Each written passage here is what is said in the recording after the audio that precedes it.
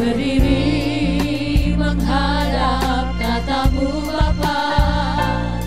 Semua karena anugerah-Mu yang telah selamatkanku. Ku hidup dalam segala kelimpahan, ku layak untuk melayani Tuhan. Semua karena anugerah-Mu tercurah bagiku. Besar anugerah-Mu, melimpah kasih-Mu. Semakin hari semakin bertambah besar anugerah-Mu. Besar anugerah-Mu, melimpah kasih-Mu.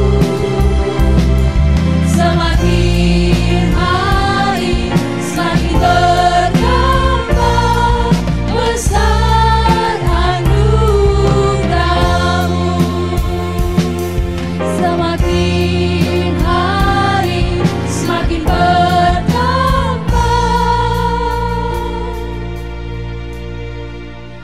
besar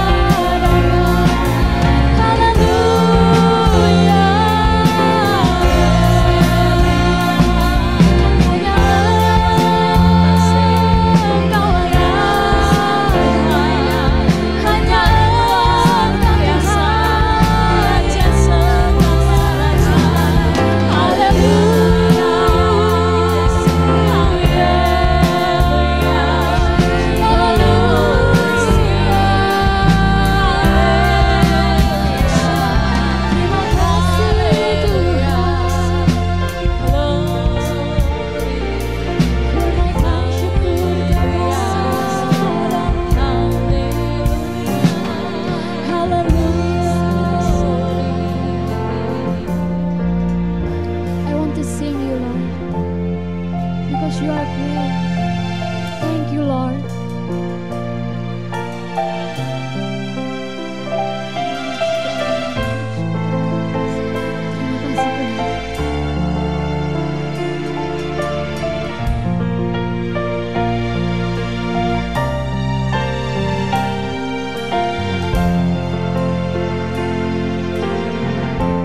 I sing praises to your name, oh Lord, praises to your name, oh Lord, for your name is great and greatly to be praised.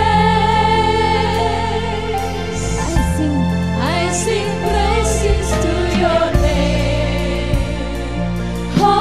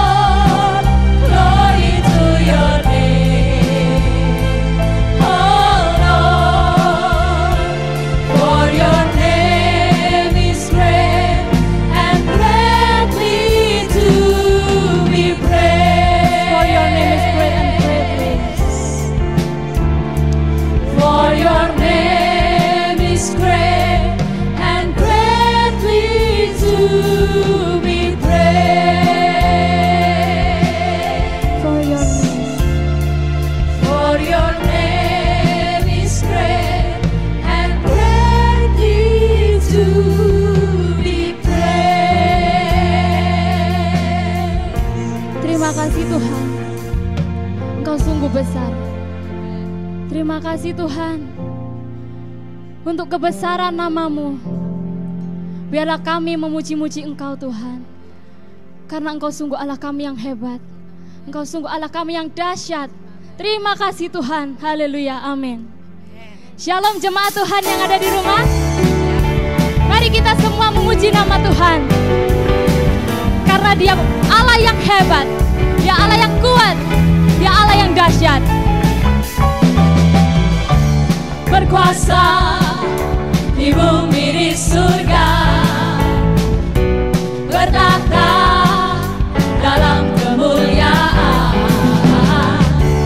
Dialah Tuhan Allah kita, namanya berkuasa, pembebas umatnya. Betapa hebat, betapa kuat, dahsyatnya Allah kita. Dia percaya atas semua perbuatannya. Betapa hebat, betapa kuat, dahsyatnya Allah kita. Dia ternama Yesus Raja segala raja, Tuhan Allah kita. Berkuasa di bumi dan di surga, berkuasa di bumi di surga, bertahta dalam kemuliaan. Dialah Tuhan Allah kita, namanya berkuasa, pembebas umat. Betapa hebat, betapa kuat, dahsyatnya Allah kita. Dia percaya atas semua perbuatannya. Betapa hebat, betapa kuat, dahsyatnya Allah kita. Dia ternama Yesus Raja segala raja, Tuhan Allah kita. Betapa hebat, betapa kuat, dahsyatnya Allah kita. Dia percaya atas semua perbuatannya. Betapa hebat, betapa kuat, dahsyatnya Allah kita. Dia ternama Yesus Raja segala raja. Betapa hebat, betapa kuat, dahsyatnya Allah kita. Dia percaya atas semua perbuatannya. Betapa hebat, betapa kuat, dahsyatnya Allah kita.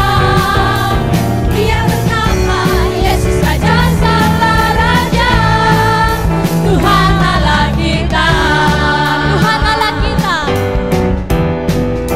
Tuhan Allah kita, Tuhan Allah kita. Haleluya, haleluya.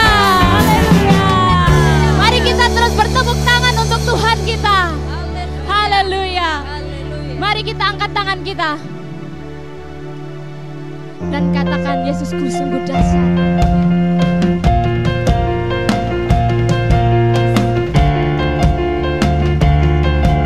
Haleluya, Yesusku dahsyat. Yesusku dahsyat, ku tak ragu kepadamu. Kau Tuhan yang setia di pihakku. Yesusku dahsyat, ku terpenuh kuasa-Mu.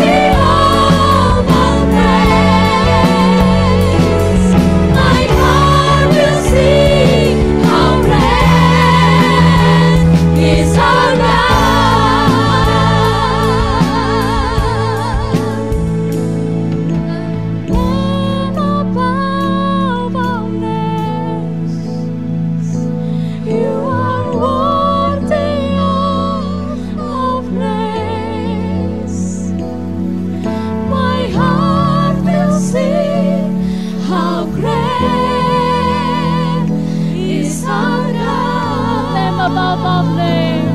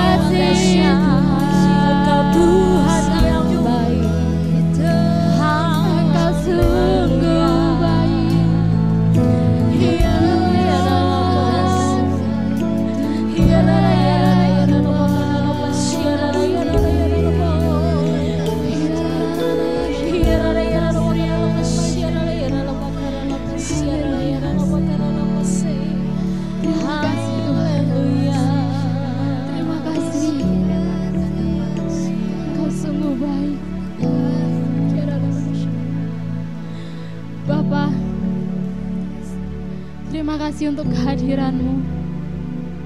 Terima kasih untuk kebaikan-Mu. Kami sungguh mengucap syukur Tuhan. Tiada Allah lain seperti Engkau. Hanya Engkau Tuhan yang layak kami sembah. Terima kasih Tuhan. Bapa, saat ini kami akan mendengarkan firman-Mu. Berkatilah kami Tuhan. Biarlah kami mempunyai telinga yang mau mendengarkan firman-Mu Tuhan. Biarlah apa yang kami dengar bisa kami simpan di dalam hati kami. Terima kasih Tuhan. Kami siap Tuhan untuk mendengarkan firman-Mu. Di dalam nama Tuhan Yesus. Haleluya. Amin. Selamat pagi saudara sekalian. Selamat ketemu lagi di udara. Salam hormat dari tempat saya bermukim di Perth pada saat ini. Kita berjauhan, kita dipisahkan dari seberang lautan. Tapi tidak ada yang membuat firman Tuhan tidak bisa diberitakan. Berkat kemajuan teknologi, kita berterima kasih. Kita bisa menggunakan ini untuk kemuliaan nama Tuhan. Meskipun kita semua sekarang dalam keadaan lockdown di Australia, saya sudah 2 bulan di sini. Dan syukur dan berterima kasih kalau saya masih mendapat kesempatan untuk membagikan sebagian daripada firman Tuhan pada pagi hari ini.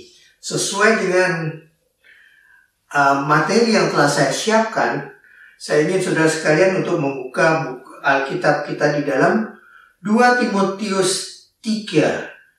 2 Timotius pasal 3 ayat yang ke-16 sampai dengan 17. Dan saya sudah sediakan PowerPoint. Saudara boleh melihat di PowerPoint yang saya siapkan. Saya akan bacakan. Segala tulisan yang diilhamkan Allah memang bermanfaat untuk mengajar, untuk menyatakan kesalahan, untuk memperbaiki kelakuan, dan untuk mendidik orang dalam kebenaran. Ayat 17. Dengan demikian, tiap-tiap manusia pengen Allah diperlengkapi untuk setiap perbuatan baik. Judul yang saya berikan pada pagi hari ini adalah inspirasi. Apakah itu inspirasi? Inspirasi adalah salah satu ilham yang diberikan kepada kita untuk bisa melakukan sesuatu. Dan itu adalah inspirasi yang diberikan.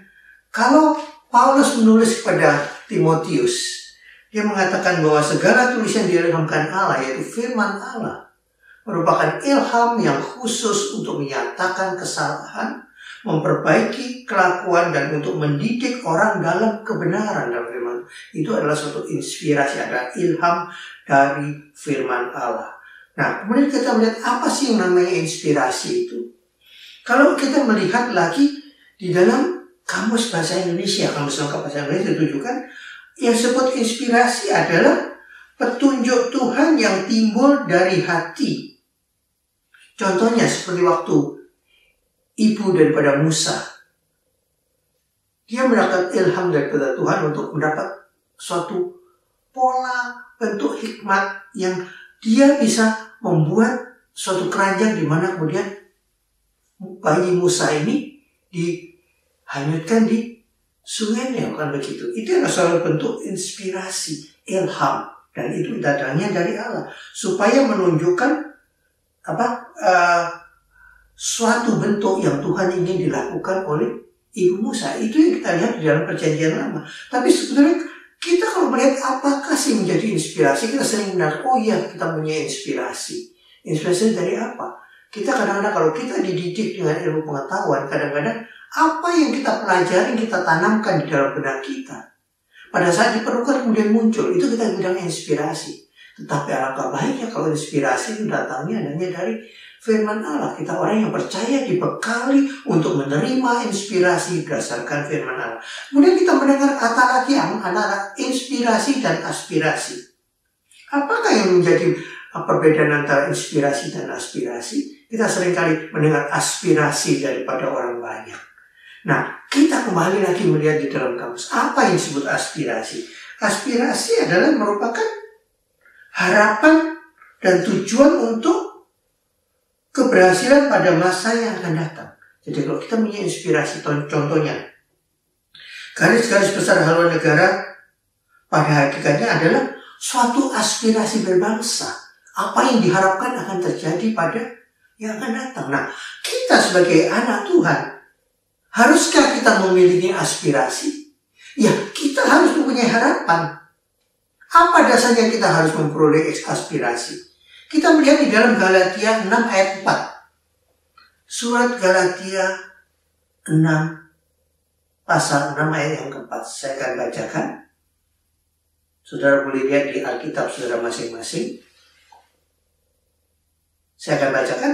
Baiklah, tiap-tiap orang menguji pekerjaannya sendiri, maka ia boleh bermegah melihat keadaannya sendiri dan bukan melihat keadaan orang lain. Dikatakan, haruskah kita memulai aspirasi? Antara inspirasi dan aspirasi, kita melalui mempunyai harapan. Tapi dikatakan di dalam Galatia, baiklah tiap-tiap orang menguji pekerjaannya sendiri. Jadi kita nggak usah mengharapkan orang lain berbuat untuk kita, tapi maka ia boleh bermegah melihat keadaannya sendiri dan bukan melihat keadaan orang lain. Nah, aspirasi apa yang kita harapkan? Apakah kita patut bermegah pada apa yang kita lakukan sendiri? Ya, kita boleh merasa bangga terhadap apa yang kita lakukan. Apa yang aku harapkan telah terjadi karena aku telah berusaha dengan sekuat tenaga. Apa yang aku cita-citakan sejak aku masih muda sampai aku umur tua. Dari aku masih anak-anak, aku ingin jadi ini, jadi itu. Tapi kemudian aspirasi itu kita lakukan. Dan kemudian kita, kadang-kadang kita, memang kita boleh bermegah. Tapi kalau kita bermegah, dikatakan di sini, menguji pekerjaan sendiri. Apakah aspirasi yang kita lakukan? Harapan yang telah kita capai, kita uji. Apakah itu benar seperti keinginan kita? Sebab kadang-kadang begini saudara. Kadang-kadang kita mengharapkan sesuatu yang baik. Tapi kadang-kadang tidak semuanya bisa tercapai, kan begitu. Aspirasi, harapan yang menjadikan dasar kehidupan yang akan datang. Kita ingin mengharapkan sesuatu terjadi dalam hidup kita, kan begitu. Kita selalu menginginkan yang baik. Tetapi ada pepatah mengatakan, mujur tak dapat diraih, malang tak dapat ditolak, kan begitu. Nah, kita manusia punya keterbatasan. Kadang-kadang kita sudah hati-hati, kita punya aspirasi yang baik, di tengah jalan ada yang menjegal sehingga harapan kita tidak tercapai. Kita berusaha dengan sekuat tenaga, akhirnya apa daya tangan tak sampai. Maksud hati ingin memelukku dengan apa daya tangan tak sampai, kan begitu. Nah, kalau itu yang terjadi, kemudian kita merasa frustrasi karena nggak tercapai, kan begitu. Kemudian kalau Paulus mengatakan dalam surat Galatia itu, tiap-tiap orang menguji pekerjaannya. Apakah kita menguji pekerjaan kita sendiri? Maka ia boleh bermegah melihat keadaannya sendiri dan bukan melihat keadaan orang lain. Kenapa? Kita bermegah karena kita sendiri kita puas dengan apa yang kita capai. Tapi nggak usah membandingkan dengan orang lain, kan begitu. Melihat keadaan orang lain, kita kadang kita bermegah, kita bersyukur karena melihat orang lain yang lebih tidak berseberuntung kita, kan begitu. Kadang-kadang kita begini suka-suka, ya untung gitu. Dibandingkan dia, kita masih perlu bersyukur, tapi bukan begitu. Kalau hanya dasarnya bermegah karena melihat orang lain yang tidak seberuntung kita, itu bukan katanya kita tidak patut bermegah. Kita bermegah karena kita tahu apa yang kita capai. Aspirasi yang kita telah inginkan terjadi dalam kehidupan kita telah kita capai. Itu kita berbangga karena kita terima bahwa itu menjadi bagian kita. Itu bisa terjadi di mana? Kita harus menilai aspirasi yang kita harus ada berdasarkan inspirasi yang ada dalam hidup kita. Inspirasi apa yang ada dalam hidup kita? Kita melihat apa yang diharapkan. Apa yang menjadi dasar inspirasi dalam hidup kita? Ada suatu kriteria penilaian. Di dalam Roma 5 ayat 5. Kita melihat surat Roma pasal 5 ayat yang kelima. Kita akan baca. Dan pengharapan tidak mengecewakan karena kasih Allah telah dicurahkan di dalam hati kita oleh Roh Kudus yang telah dikaruniakan kepada kita. Pengharapan tidak mengecewakan karena kasih Allah telah dicurahkan di dalam hati kita oleh Roh Kudus yang telah dikaruniakan kepada kita. Kriteria dari suatu inspirasi, kita merasa kita mendapat ilham. Ilham datangnya dari mana? Ilham datangnya tentu dari Tuhan. Kalau kita mempercayakan hidup kita kepada Tuhan dan kita mempelajari firman Allah, dikatakan firman Allah ada di dalam diri kita, maka akan timbul suatu inspirasi karena dorongan daripada kuasa Roh Kudus itu membuat kita dikatakan bahwa pengharapan yang kita harapkan berdasarkan kasih karunia Allah yang dicurahkan di dalam hati kita. Bagaimana kita bisa menilai inspirasi dalam hati kita? Tolong ukurnya adalah firman Allah. Dan dari mana datangnya? Firman Allah kita pelajari setiap hari. Tetapi kalau tidak ada kuasa Roh Kudus yang membuat kita bisa sanggup membuat firman Allah dikatakan menjadi rema dalam kehidupan kita. Kalau itu yang terjadi, saudara, benar-benar itu adalah suatu inspirasi. Kalau aspirasi kita tidak tercapai, tapi inspirasi kita, bahwa itu dasarnya adalah dari firman Allah. Harapan boleh tidak tercapai secara hikmat manusia. Kita berharap kadang-kadang itu berdasarkan aspirasi kita hanya berdasarkan hikmat manusia. Hitung-hitungan manusia. Tetapi kalau inspirasi dari firman Allah, berdasarkan karunia karena kuasa Roh Kudus, pengharapan yang kita harapkan dasarnya ilham daripada Roh Kudus tidak akan mengecewakan kita. Karena kita terima itu dari Tuhan. Tetapi kriteria untuk menerima, tentunya kita yang hidupnya selalu berpaut dengan firman Tuhan. Kita di dalam masa-masa sulit saat ini, saudara. Apakah inspirasi dari ilham roh itu ada dalam diri kita? Apa yang kita hadapi saat ini? Kita menghadapi suatu wabah pandemi di dunia. Semua terkena, mau kaya mau miskin, mau pintar mau yang orang yang kurang pintar. Semua terkena dampaknya. Dan begitu kita melihat bahwa kita tidak boleh keluar rumah, lockdown istilahnya, PSBB di tempat saudara, apa yang kita lakukan? Mungkin kita menggerutu dalam hati. Tapi ingat, saudara, inilah saatnya Tuhan menunjukkan, memberikan inspirasi dan pikiran. Tuhan, apa yang harus kita lakukan? Apa yang harus aku lakukan dalam keadaan aku lockdown ini? Inspirasi apa, Tuhan? Kalau aku berharap bahwa apa yang kau berikan dalam pikiranku dan benakku oleh kuasa Roh Kudus, aku tidak akan kecewa. Karena ini saatnya kita lebih banyak duduk diam di kaki Tuhan. Apa yang kita lakukan? Kita dingin di rumah, nonton TV, acara banyak. Berapa porsi yang kita berikan hanya untuk menyenangkan jiwa dan pikiran kita?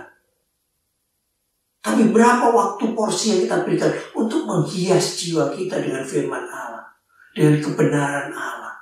Itu bisa kalau kita mau sadar, Tuhan berikan aku inspirasi. Dalam keadaan lockdown ini, kalau saudara melihat, langit mendadak menjadi lebih biru. Karena apa, saudara? Karena sebelumnya kita nggak sempat nikmati.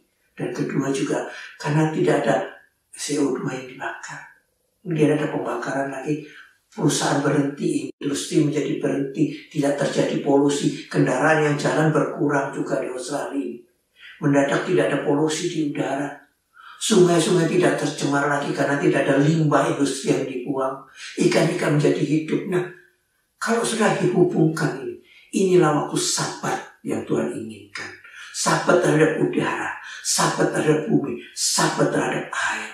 Nah, ini kalau kita melihat, inilah inspirasi yang diberikan. Tuhan, aku menikmati bumi apa adanya Engkau kehendaki, di mana tidak ada polusi. Kita terima ini sebagai karunia. Jadi dasar harapan, kita mengharapkan sesuatu yang terbaik, tapi ingat, harapan yang terbaik mungkin meleset, tetapi kalau inspirasi datangnya daripada Allah, kita menilai setiap keadaan dengan tolok ukur firman Allah, kita tidak akan menjadi kecewa. Nah, kemudian apa yang menjadi dasar aspirasi kita? Kita boleh mempunyai harapan yang akan datang. Tentunya harapan kita saat ini apa, saudara? Dalam waktu dekat kita menginginkan bahwa pandemi ini segera berakhir. Dalam waktu dekat kita menginginkan kita bisa bekerja seperti sedia kala. Tetapi dengan memulai lagi dengan berniat, tidak akan begitu mudah. Kita akan memulai dengan batin. Itulah saatnya kita akan memulai bersama dengan Tuhan. Apapun yang kita hadapi kemudian, kapan itu kita tidak tahu. Orang mengira-ira vaksinnya belum jadi. Kalaupun harus dites, menurut penyelidikan para ahli, perlu waktu 1 tahun untuk mengetesnya untuk manusia. Tetapi kita menerima semua ini sebagai inspirasi dari Tuhan. Tuhan, apa yang Kau ingin aku lakukan dalam hidupku? Apa yang Kau ingin lakukan? Inspirasi apa, ilham apa yang Kau berikan dengan keadaan ini sehingga aku menjadi kuat menghadapi segala macam. Sehingga aspirasiku tidak berdasarkan pada harapan pikiran manusia, tetapi firman Allah. Nah, aspirasi yang kedua adalah aspirasi harus didasarkan dari inspirasi. Kenapa begitu, saudara? Hidup berdamai dengan hati nurani dan firman membuat kalau kita berdamai dengan hati nurani dengan firman Allah, tentunya inspirasi kita dasarnya adalah hati nurani dan kebenaran firman Allah. Itu yang harus mendasarkan harapan kita.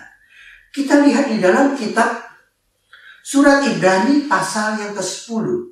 Saudara buka Alkitab saudara di dalam Ibrani pasal 10 ayat yang ke-22. Ibrani pasal 10 ayat ke-22. Kalau sudah dapat, saya akan bacakan. Saudara boleh baca masing-masing di rumah saudara. Karena itu marilah kita menghadap Allah dengan hati yang tulus ikhlas dan keyakinan iman yang teguh, oleh karena hati kita telah dibersihkan dari hati nurani yang jahat dan tubuh kita telah dibasuh dengan air yang murni. Kenapa surat Ibrani dikatakan begini? Marilah kita menghadap Allah dengan hati yang tulus ikhlas dan keyakinan iman yang teguh. Menghadap Allah, menghampiri tahta anugerah dengan hati kita dibersihkan dari nurani yang jatuh. Kan kita selama ini mengetahui bahwa hati kecil nurani kita itu selalu baik. Ternyata berdasarkan Alkitab ada hati nurani yang jahat juga. Hati nurani yang jahat bisa terjadi, saudara. Kalau hidup kita hanya penuh dikelilingi oleh setiap hari bukan memikirkan yang baik, hanya memikirkan bagaimana kita ngakalin orang. Ada orang yang hidupnya begitu, saudara. Setiap hari ingin mencari keuntungan diri sendiri. Pada waktu orang memulai hidupnya dengan self-centered atau egotisme atau egoisme. Egoisme membuat orang menjadi nuraninya menjadi tumpul dan tidak menjadi nurani yang bersih yang Tuhan kehendaki. Kenapa? Orang yang memandang dirinya sendiri, dikatakan tadi. Kalau kita lihat balik kepada ayat sebelumnya, kita tidak menilai keadaan orang lain. Tapi kalau kita berpengalaman, ingat, Kadang-kadang kita suka menolak ukurkan itu pada diri kita sendiri. Pada waktu kita mulai self-centered, hanya memandang diri kita sendiri, berpusat pada aku, dan egoisme, itu akan membuat nurani yang benar tidak salah menjadi apa? Menjadi dikatakan nurani jangan. Pada waktu kita mulai self-centered, kita akan menilai orang lain, hanya membandingkan dengan diri sendiri. Kalau ada orang lain yang lebih beruntung dari kita, kemudian kita merasa kecewa, kok dia lebih bagus, padahal dulu waktu sekolah dia gak sepintar aku loh. Kan kita gak tahu, mungkin dia butuh secara teori, tapi kalau mungkin hatinya benar, Tuhan bisa memberkati dia. Kalau kita mulai melongok terhadap kantong orang lain, mulai menilai orang lain, nurani kita mulai melenceng. Mulai menilai, kenapa? Nurani kita akan ikut terbelokkan. Padahal hati nurani yang bersih adalah tulus. Jadi bergembira bersama orang yang bergembira, berbahagia dengan orang berbahagia. Turut berbahagia kalau orang lain diberkati. Tapi dasarnya manusia kan begitu, saudara. Susah lihat orang senang, senang lihat orang susah. Nah, itu yang membuat hati nurani jadi tumpul. Itu hakikat manusia yang begitu. Tetapi oleh karena kita selalu diasah oleh firman Tuhan, hati nurani kita menjadi bersih. Hati nurani kita menjadi murni. Kenapa? Karena dikatakan dalam Mazmur 119 ayat 105. Saudara yang terkenal. Mazmur 119 ayat 105. Kita akan lihat. Firman Allah itu pelita bagi kakiku dan terang pada jalanku. Jadi kalau kita melihat tadi, menghadap tetap Allah dengan hati yang tulus ikhlas dan keyakinan iman yang teguh. Oleh karena itu hati kita telah dibersihkan dari hati nurani yang jahat dan tubuh kita telah dibasuh dengan air yang murni. Air yang murni apa? Firman Allah yang murni. Air yang hidup. Firman Allah yang hidup. Dikatakan firman-Mu adalah pelita bagi kakiku dan terang bagi jalan. Pelita bagi kakiku. Kita melangkah tanpa tuntunan firman Allah. Tanpa tuntunan lampu kita akan kesandung-sandung gak kawan. Dan terang pada jalanku. Sebelum melangkah kita melihat jalan terang gak, saudara? Kenapa kita pakai lampu? Mobil perlu dikasih lampu supaya jalan kita terang. Tetapi yang menjadi hati nurani yang membuat aspirasi kita harus didasarkan pada inspirasi kita. Ilham. Kita berharap sesuatu hanya berdasarkan ilham daripada firman Tuhan yang dimeteraikan oleh kuasa Roh Kudus. Karena apa? Tanpa Roh Kudus yang menerangkan apa? Yesus sendiri bilang, Roh Kudus yang diutus Bapa demi namaku, Dia akan mengingatkan dan menerangkan apa yang telah aku katakan, mengajarkan, mempelajari firman Tuhan, mengasah pikiran kita, mengasah hati nurani kita, supaya sinkron dengan firman Allah. Perlu kuasa Roh Kudus. Kita mempelajari firman Tuhan istilah kata, kita selesai mempelajari dari Kejadian sampai Wahyu, kita boleh membaca, tapi apakah yang tersirat kita udah serap semuanya? Dia akan selesai mempelajari firman Tuhan karena itu adalah kitab kehidupan yang kita pegang. Itulah aspirasi kita. Kita berharap menjadi garis besar haluan hidup kita adalah firman Allah. Tapi untuk bisa mengertinya perlu inspirasi, ilham daripada Roh Kudus yang membuat kemudian aspirasi kita sinkron dengan inspirasi yang Tuhan berikan. Kalau itu yang terjadi, kita mengharapkan, kita menggariskan kehidupan kita. Kita boleh mempunyai rencana. Tuhan, aku mau begini Tuhan. Aku mau begitu Tuhan. Tapi aku mau mendasarkan itu berdasarkan kebenaran firman. Dan aku terima seandainya aku gagal pun. Kalau itu demi memuliakan namaku, aku akan berbahagia. Itulah inspirasi yang benar. Itulah hati nurani yang benar.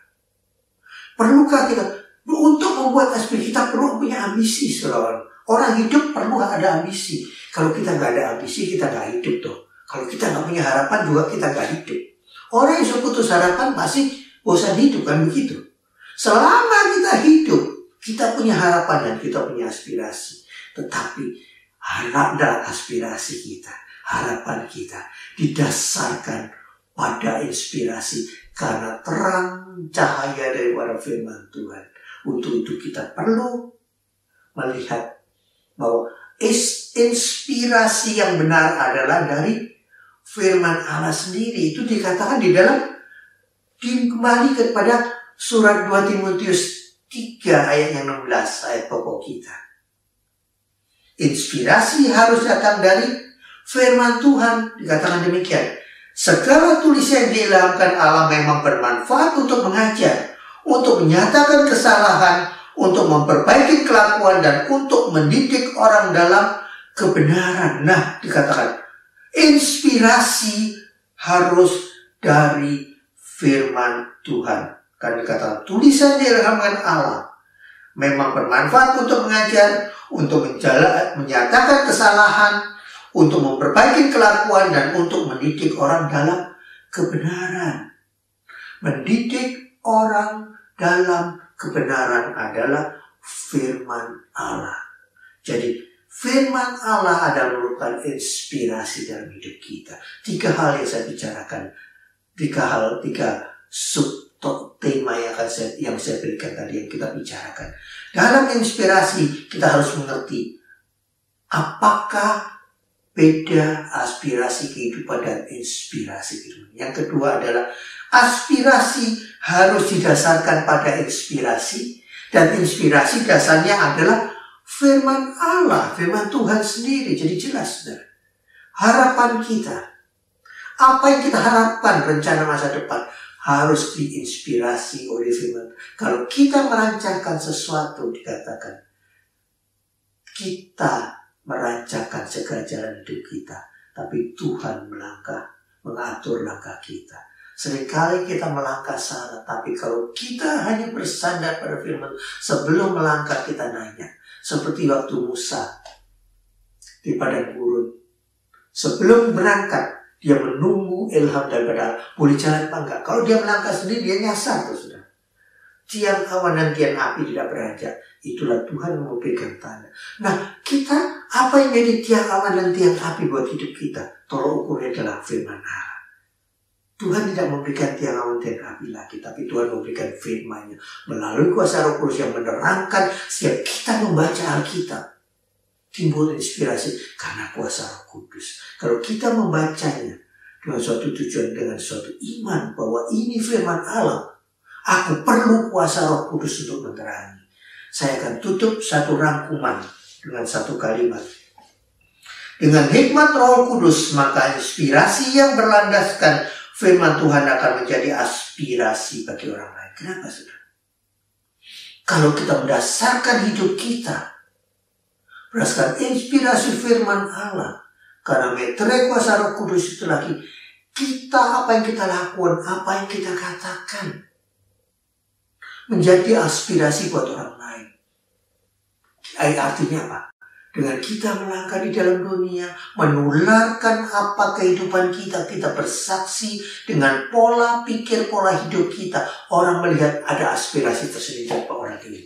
Hidup kita menjadi kesaksian garam dan terang, karena kita mempunyai inspirasi dari firman Allah. Demikian firman Tuhan pada pagi hari ini.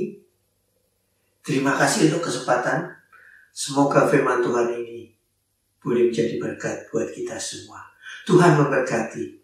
Selamat hari Minggu. Sampai jumpa di lain waktu. Terima kasih untuk Bapak Gembala yang telah memberikan kesempatan buat saya. Kiranya berkat Allah Bapa, meterai kuasa Roh Kudus, serta berkat dari Anak Allah, Yesus Kristus, selalu ada bersama saudara. Terima kasih. Haleluya. Amin.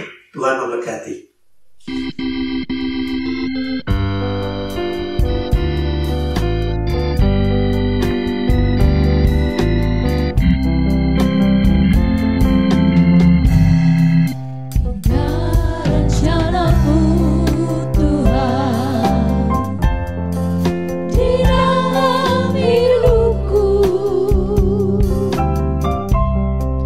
Walau ku tak tahu dan ku tak mengerti.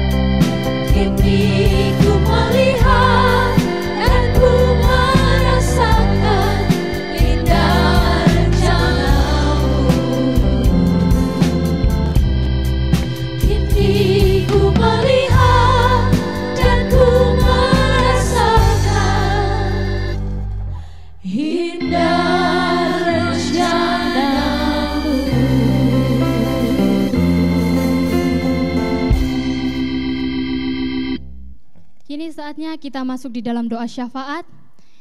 Kita akan berdoa, ada beberapa pokok doa. Yang pertama, kita akan berdoa untuk corona. Biarlah corona ini cepat berakhir. Kak Eli akan memimpin dalam doa pertama. Dan yang kedua, kita akan berdoa untuk para tim medis. Biarlah para tim medis selalu dilindungi oleh Tuhan. Dan saya minta Kak Sasa untuk mendoakan. Dan yang terakhir kita akan berdoa untuk ekonomi dan kesehatan jemaat, supaya jemaat IRC selalu diberkati, dan mulai dari ekonomi, kesehatan, jemaat IRC selalu diberkati. Karida akan memimpin dalam doa yang ketiga. Mari kita masuk di dalam doa.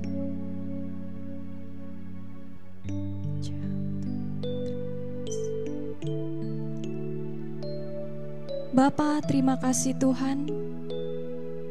Saat ini Bapa, kami membawa situasi Indonesia saat ini Tuhan.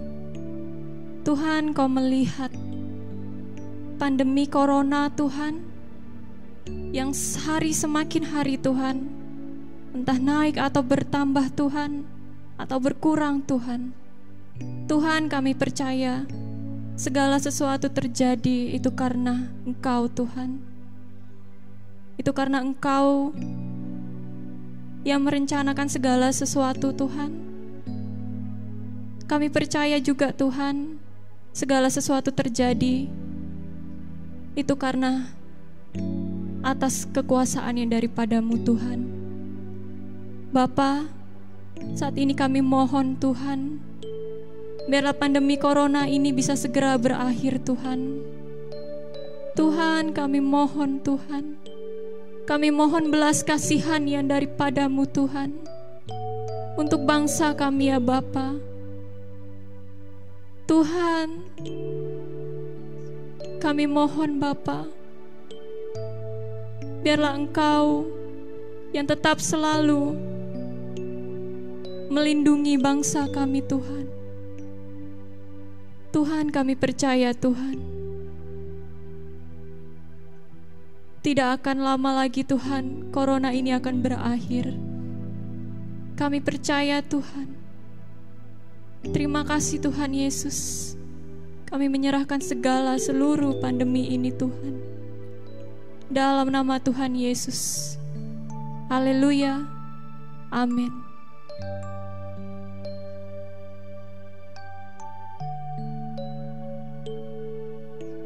Tuhan Yesus, kami bersyukur kalau sampai saat ini Engkau masih melindungi kami.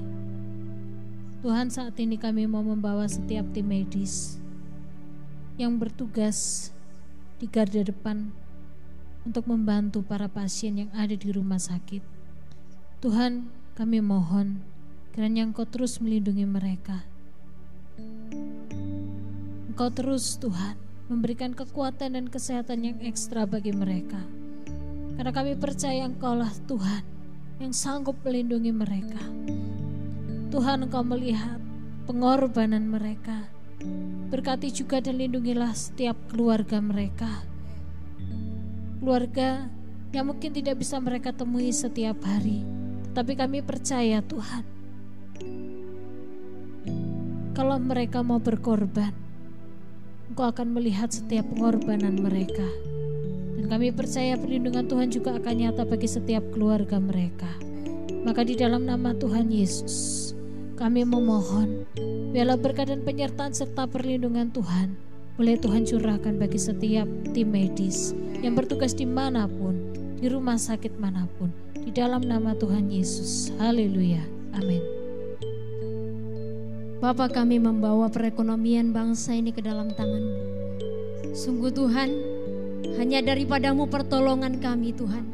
Kami menyerahkan seluruh persoalan perekonomian bangsa ini ke dalam tangan-Mu. Tuhan, biarlah pertolongan-Mu Tuhan. Ada pemulihan bagi bangsa kami. Ada pemulihan bagi perekonomian bangsa kami Tuhan. Kau menjamah setiap orang-orang yang terlibat di dalam perekonomian kami Tuhan. Tolong mereka Tuhan, berikan mereka hikmat untuk mereka bisa mengelola perekonomian bangsa kami ini Tuhan. Kami percaya Tuhan, kami masih bermimpi untuk menginjakkan Indonesia maju. Tuhan, Engkau memberkati secara khusus Menteri kami Tuhan, Menteri Keuangan kami. Tuhan berkati dia. Tuhan berikan hikmat-Mu untuk dia boleh mengelola semuanya ini Tuhan. Ada banyak persoalan di dalam perekonomian, tetapi biarlah campur tangan Tuhan. Sungguh-sungguh Engkau nyatakan Tuhan, sehingga ada pemulihan ekonomi di bangsa kami. Tuhan, saat ini juga kami berdoa untuk jemaat IRC. Tuhan berkati setiap jemaat-Mu dimanapun saat ini berada Tuhan. Berkati apa yang mereka kerjakan. Sungguh Tuhan, apa yang baik yang mereka kerjakan Tuhan berkati, semuanya menjadi berhasil. Di dalam nama Tuhan Yesus, berikan kekuatan daripada Tuhan. Berikan semangat untuk setiap jemaat-Mu Tuhan, untuk kami terus bersemangat mengerjakan sesuatu yang baik. Dan kami percaya orang-orang yang bekerja, Tuhan yang akan memberkati setiap anak-anak-Mu. Kami menyerahkan sidang jemaat-Mu Tuhan dimanapun berada. Sungguh perlindungan daripada Tuhan nyata bagi setiap IRCR. Di dalam nama Tuhan Yesus, kami berdoa untuk keuangan, bahkan perekonomian bangsa kami, dan juga jemaat IRC. Sungguh Tuhan, kami percaya yang terbaik Tuhan yang memberikan. Di dalam nama Yesus, haleluya, amin. Tuhan, kiranya Engkau mendengar semua permohonan kami Tuhan. Kami percaya kami sudah menerimanya Tuhan. Amin. Terima kasih Tuhan Yesus. Haleluya. Amin. Amin.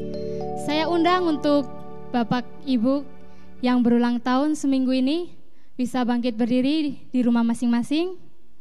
Dan Kak Roslin akan memimpin doa bagi jemaat yang berulang tahun. Bapak, saat ini kami juga berdoa bagi setiap saudara kami yang berulang tahun, dimanapun mereka berada, yang saat ini sedang berdiri di rumah mereka masing-masing. Tuhan, kami mengucap syukur untuk perlindungan dan penjagaan-Mu buat mereka, sehingga mereka masih tetap ada sampai saat ini. Dan kami percaya kesetiaan Tuhan itu kekal. Tuhan, Engkau Allah yang setia. Engkau terus mendampingi mereka dan menjaga mereka, dan bahkan memberkati mereka. Dan kami percaya bahwa ketika mereka berada di dalam tangan Tuhan, maka seluruh rencana Tuhan akan digenapi dengan sempurna. Terima kasih Tuhan, berkati mereka dan keluarga, berkati kesehatan, berkati keuangan, segala sesuatunya. Biarlah yang terbaik yang Tuhan sediakan bagi mereka terjadi dengan sempurna. Terima kasih Bapa, kami berdoa dan menyerahkan mereka ke dalam tangan-Mu di dalam nama Tuhan Yesus Kristus. Haleluya. Amin. Amin. Kini saatnya kita akan memberi persembahan. Saya ajak untuk jemaat untuk mempersiapkan persembahan dan kita masuk di dalam doa. Bapa, terima kasih Tuhan untuk setiap berkat yang Kau berikan kepada kami.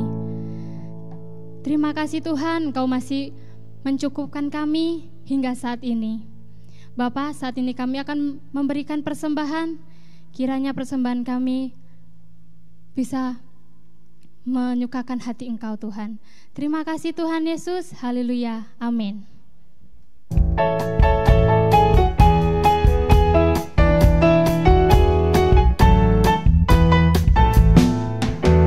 Jalan bersama Dia, pasti ada sukacita. Jalan bersama Yesus, hatiku kan sejahtera. Oleh karena kasih-Nya, hidupku selalu bahagia. Oleh karena cintanya, damai di hatiku. Jalan bersama Dia. Jalan bersama dengan Yesus, mari selalu mari hidup di dalam Tuhan Yesus, mari selalu mari bersama Dia, bersama Dia, bersama Dia, bersama Dia, sungguh mari jalan bersama Dia, pasti ada sukacita. Jalan bersama Yesus, hatiku kan sejahtera. Oleh karena kasih-Nya, hidupku selalu bahagia. Oleh karena cintanya, damai di hatiku. Jalan bersama dengan Yesus, mari selalu mari hidup di dalam Tuhan Yesus, mari selalu mari bersama Dia, bersama Dia, bersama Dia, bersama Dia, sungguh mari Bersama Dia. bersama Dia, bersama Dia, sungguh mari bersama Dia, bersama Dia, sungguh mari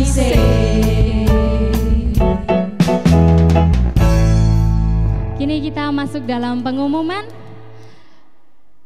Untuk pengumuman seminggu ke depan, yang pertama pada hari Selasa 19 Mei 2020, itu adalah hari ulang tahun gereja.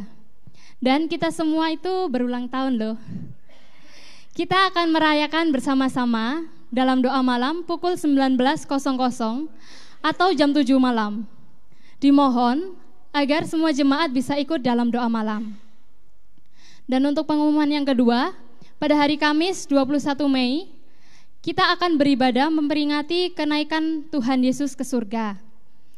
Ibadah akan diadakan pada pukul 7.15 pagi. Dan yang ketiga, pada hari Minggu 24 Mei adalah ibadah seperti biasa, pukul 7.15. Dan sekolah minggu jangan lupa pukul 9.30 atau setengah 10. Dan yang terakhir, semua acara rohani gereja dapat diikuti melalui channel YouTube GBI dan Taman Doa IRC, juga bisa melewati WA Group. Nah, demikian beberapa pengumuman untuk seminggu ke depan. Dan sekarang saya undang jemaat untuk bangkit berdiri dan kita akan menerima berkat Tuhan.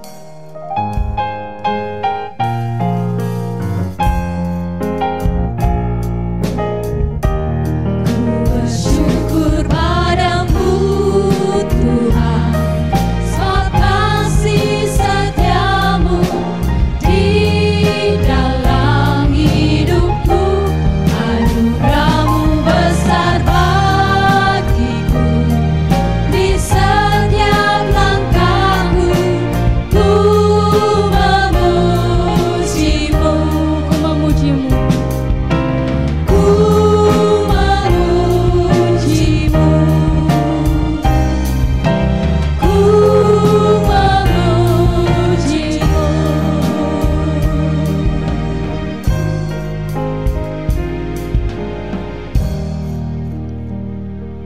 Baiklah Bapak Ibu, kita akan mengakhiri ibadah kita pada hari ini.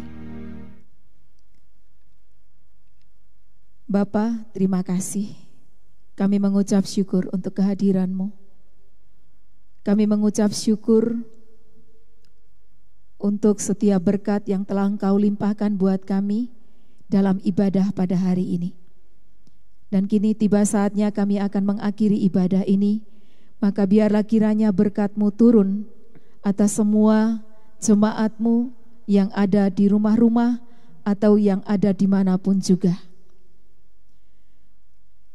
Biarlah kiranya berkat dari Allah Bapa di dalam Yesus Kristus Tuhan dan Roh Kudus-Nya akan terus menaungi kita, akan terus bersama-sama dengan kita mulai saat ini sampai Maranatha, Tuhan Yesus datang untuk yang kedua kalinya.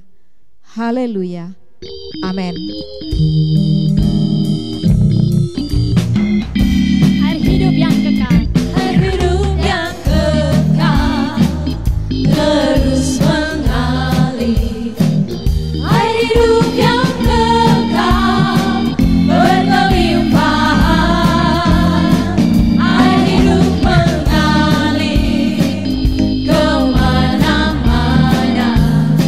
Yang menerima kan dibebaskan. Air hidup yang kekal. Air hidup yang kekal terus mengalir.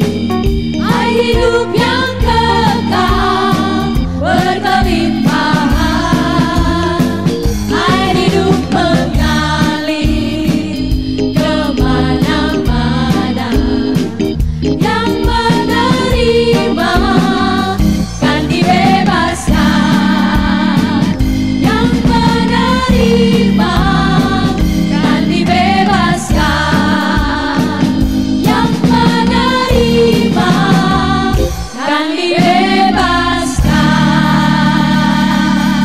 Selamat hari Minggu, Tuhan Yesus memberkati.